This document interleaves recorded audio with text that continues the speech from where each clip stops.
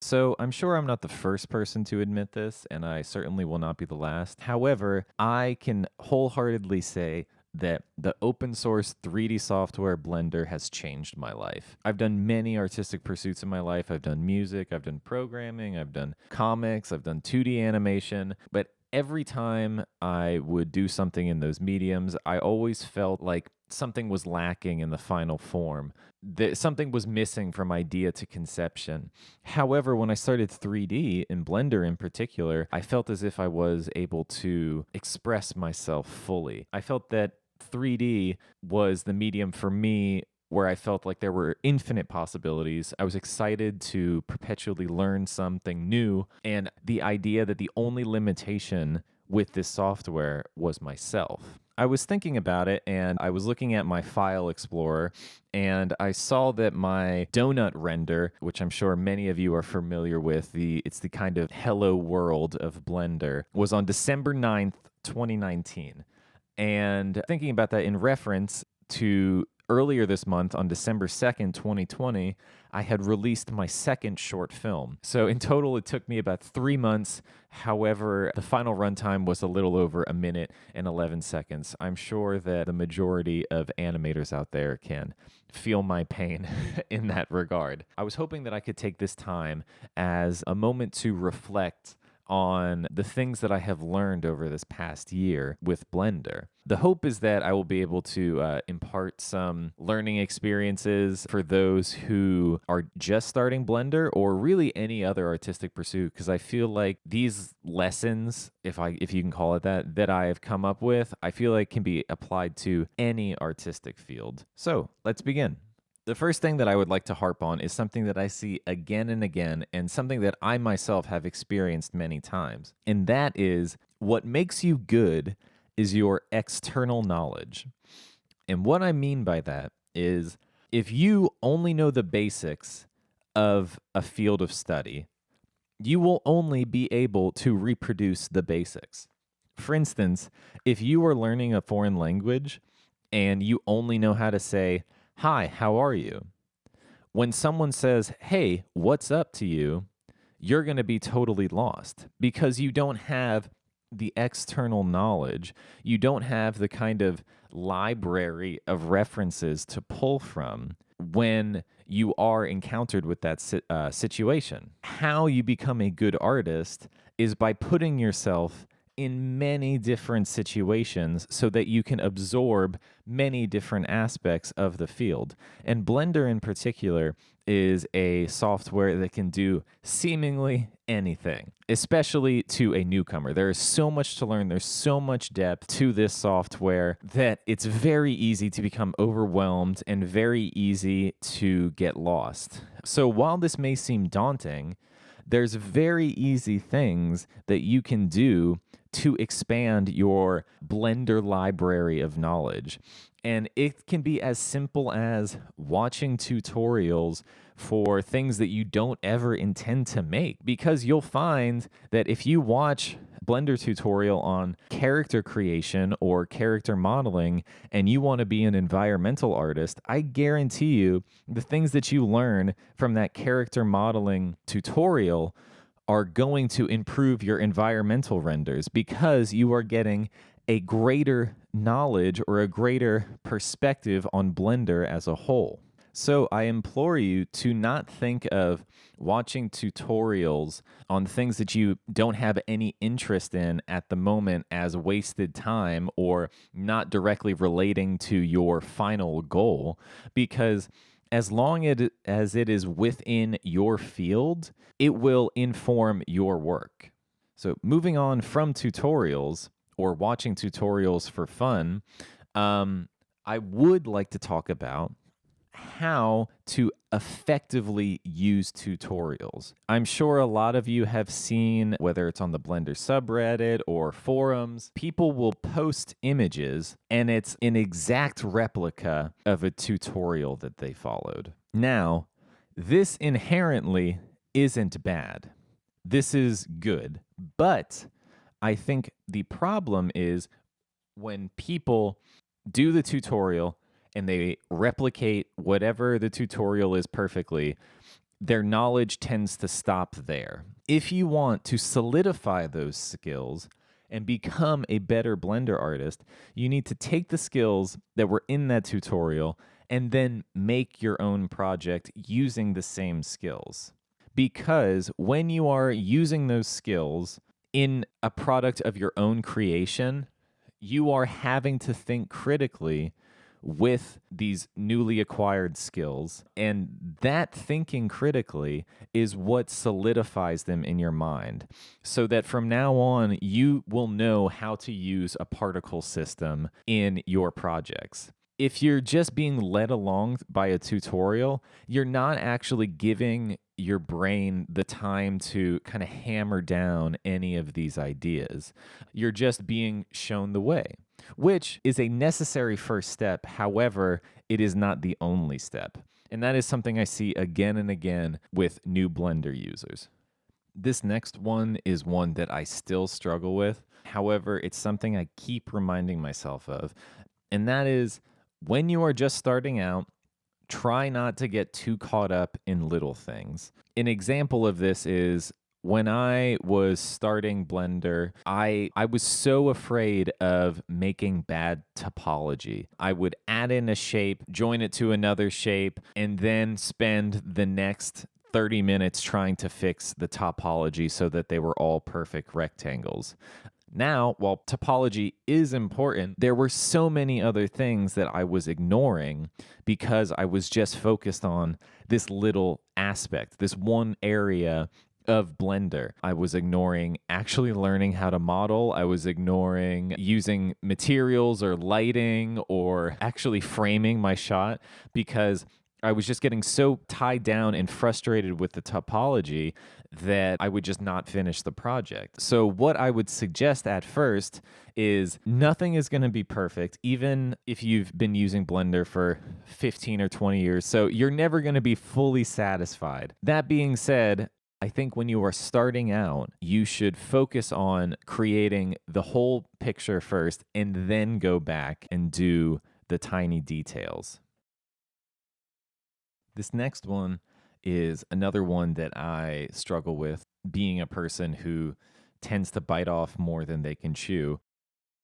And that is, if you want to finish stuff, you have to understand what one person can do. I personally believe that a lot of people struggle with this because the majority of their influences come from major studios or AAA games or places like Pixar, these studios with an enormous amount of money and hundreds, if not thousands of people working on them. For instance, this last short film that I released, I knew it was going to take a lot of time, but I knew that I wanted it to be a short film. So I intentionally left the backgrounds blank.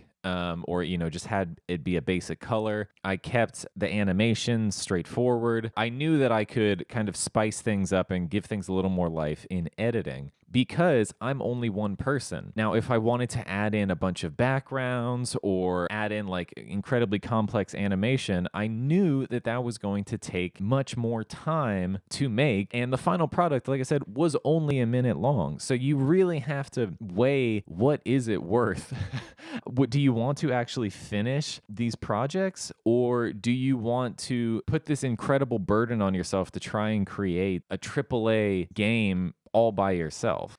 That being said, if you are someone whose influences are primarily Pixar or, AAA game studios, understand that you will probably not be able to make an entire Pixar movie by yourself. But what you can do is maybe you can make a Pixar character by yourself, or you can make an environment that looks like a AAA game studio did it, or maybe you can make a single shot. Understanding the limitations of one person and also realizing the fact that you don't have all the time in the world. And if you want to make this thing, you have to place reasonable expectations on yourself. That is a very difficult thing to deal with, especially as a creative person. But the sooner you realize this, the more work you can actually produce. The next lesson I've learned, I feel like might be controversial to some, especially since Blender is at near cult like proportions at this point. But there is so much more to 3D than just Blender.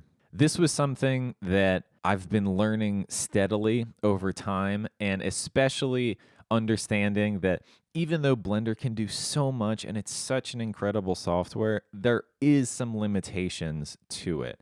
Things like external render engines or even importing assets into game engines or texturing softwares like Substance Painter, even additional add-ons for Blender, things like box cutter or hard ops, or even other like ways of modeling, like procedural modeling with a software like Houdini. And even just seeing the new retopology tools in Maya makes me realize, oh yeah, even though Blender is an amazing software and it can do so much, it still has its limitations. No software is going to be completely all-encompassing. There's a reason why there are so many softwares. There's not just one. Anyone who has ever learned programming before knows as well that there's not just one programming language that you're going to need to learn. You're going to have to know not just HTML, CSS, but you're also going to have to learn JavaScript or jQuery or Ruby on Rails, because no one language and no one software is going to be all-encompassing. What I think is important for 3D artists is that you learn how to learn, as well as learn how to be adaptable. 10 years ago, Blender was a joke to the majority of 3D users. Now, it's gained enough steam that even people who were hardcore Maya users are starting to say, oh, yeah, maybe I should learn Blender because there are things that Blender can do that other softwares can't. I feel like this next one is also going to be controversial. But when you are starting Blender and you are looking for tutorials, you'll see a lot of people talking about getting good fast at Blender, or the right way to learn Blender, or becoming a Blender expert in a month, or whatever. I tend to be very skeptical of those things because what I have found is when people say, get good fast, what they're really saying is, here is a selection of skills for you to produce something that looks good. I wouldn't say that you are actually good at Blender if you do one of these courses. What I think you are getting is you are getting a solid foundation to start getting good. So people tend to make fun of the Blender Guru donut, but what I think that course does really well is that you learn the most important aspects of Blender. However, by no means do I think that you are a good Blender user after you do the donut. Once you have completed something like the donut course, it is then up to you to solidify those skills that you learned, as I previously mentioned, but then also explore out to the outer reaches of Blender or the outer reaches of those skills, because now you have a foundation to actually learn. When you take a course, the course is really your first exposure to these skills. It is not going to be your only exposure. My other question is, why do you want to get good fast? And I think that this is an important one to actually ask yourself. Do you want to get good fast so you can post it online and get a bunch of likes and feel good about yourself?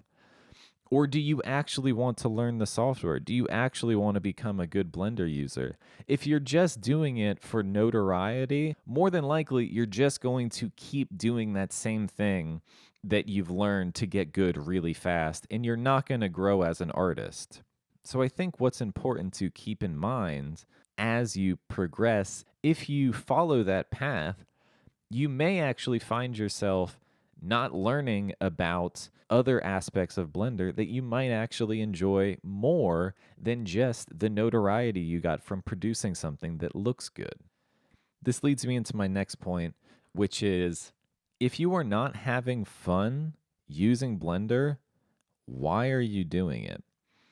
And I bring this up because, especially in computer science, I have a background in computer science, and I feel like there is an incredible pressure or a huge drive within the computer science field or anything like technical arts field to make money or to get famous. Now, I would like to say, before I go into this, that there is nothing wrong with making money with Blender or with your something that you are passionate about or getting any sort of notoriety from something that you are passionate about. What I would like to say is if that is your only motivation, then you are setting yourself up for a miserable existence, frankly. You will never actually enjoy the work that you are doing. Now, if Blender is something that you would do, even if you never got a single like, you never got a single comment, no one ever paid you a single dollar, then it's all up from there. Then no matter what you do, you'll get to enjoy the process. And anything else that comes after that is just icing on the cake. There is a ton of work when it comes to learning Blender. And that is because it is both an art and a science. So if you are not enjoying learning all the aspects of Blender, find something else. Do something else that does actually bring you enjoyment, because I believe that Blender is an art first and a way to make money second. So you need to have the satisfaction that comes with making an art before you can make money. So I hope that this is beneficial to those of you who are just beginning this adventure that is learning Blender. But I'd also love to hear from people who have been using Blender for many years. What are some thoughts that you have? What are some takeaways that you reference back even after all of these years? I'd love to hear from you. So I'm not going to ask for any subscriptions or likes or, or whatever. But what I will ask is if you did enjoy this video, go check out the short. I'd also suggest go check out some smaller Blender channels too. Give them a sub, give them a comment. Blender community is growing and there's a lot of really talented people. Sometimes they get lost in the mix of everything. Thank you so much for watching and I'll see you around.